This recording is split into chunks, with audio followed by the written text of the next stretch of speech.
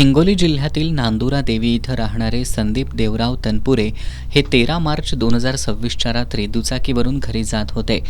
जवळा पळशी रस्त्यावर चारचाकीतून आलेल्या अज्ञातांनी त्यांचा मार्ग अडवला. त्यानंतर त्यांना जबरदस्तीने चारचाकीत बसवून नेण्यात आलं.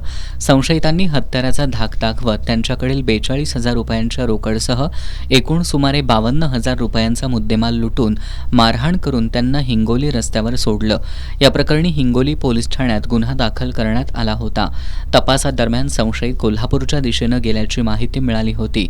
त्यानंतर हिंगोली पोलिसांनी कोल्हापूर पोलिसांशी संपर्क साधला असता स्थानिक गुन्हेन्वेषण शाखेचे निरीक्षक सुशांत चव्हाण यांनी जिल्हा पोलीस अधीक्षक योगेश कुमार गुप्ता यांच्या मार्गदर्शनाखाली विशेष तपास पथक तयार केलं.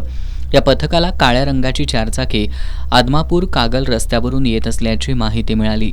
या माहितीच्या आधारे सापळा रचून पोलिसांनी पुणे जिल्ह्यातील हवेली तालुक्यातल्या सौरभ शिंदे, शुभम तापकीर, गजानन महिंद्रकर, अभिजित कदळे आणि महेश केंद्रे या संशयितांना ताब्यात घेतलंय.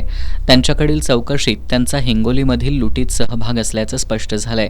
या सर्वांना पुढील तपासासाठी हिंगोली पोलिसांच्या ताब्यात देण्यात आलंय.